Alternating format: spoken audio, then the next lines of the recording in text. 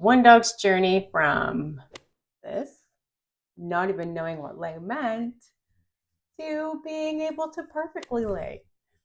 Tell me, does your dog lay like this? We looked it up. It's called splooting. I would love to hear if there are any other dog owners with splooting dogs like this.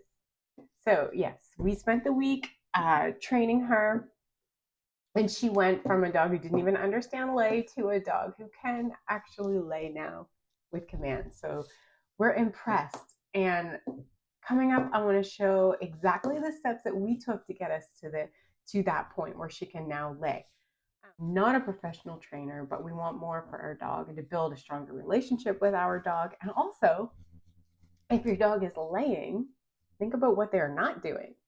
Not weaving in and around your feet, not chasing your cat, not in the way when you're trying to cook.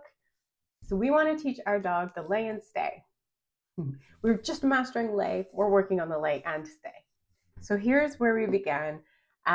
Always, if you're training, it seems to be the best for your dog to sit. So we'll begin with our dog sitting, and then learning. We've been working with her all week. She's done fantastic. We've used a few different techniques with her before we found out the one that works best because, well, lay didn't come natural to her, although she can clearly lay. Sometimes we would run up to her and we would say, yay, yes, if we catch her laying, because it wouldn't make sense to her what lay meant. I did a lot of luring with her head. I'll show you that here, actually. Just watch this along here. We began with just having her sit, and then we would just lure her head down. Just lure her head and congratulate her for that. But we weren't using the word lay yet because we didn't want to associate lay with bowing your head. That's a whole new skill. So we didn't actually say anything. We would just lure her head down and be, yes, lure her head down, yes. So we did that a bajillion times. We did that a lot. I say we because the whole family was on board. It was kind of fun. We made the treats and had a purpose. We had a goal. Even my kids, we homeschool, so I gave the kids something extra to do too, which is great. So we did a lot of luring. So we bring her head down. We would congratulate her for that. Yes. And then sometimes you can see here a lot of luring happening. Sometimes we would lure her down and she just had enough. Sometimes she would stretch out into a lay. Here, this is a perfect lay.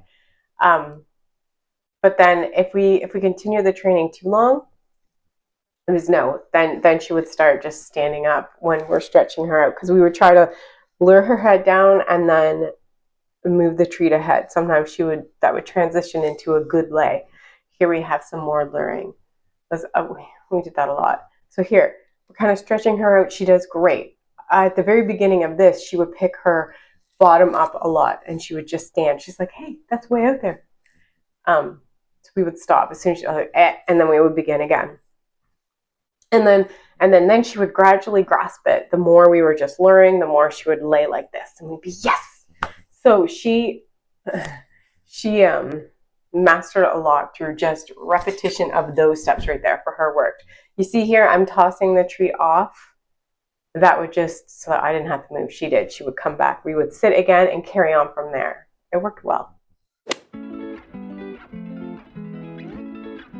At the end of the week, at this point now, we have to still lure with her hands and stretch her out, but we're now saying lay. When she's there, it goes really quickly, and so she can lay, but she hasn't learned the hand signal yet with lay or anything like that. It's still the lure and lay, but she's come a long way, and we're really happy with her progress.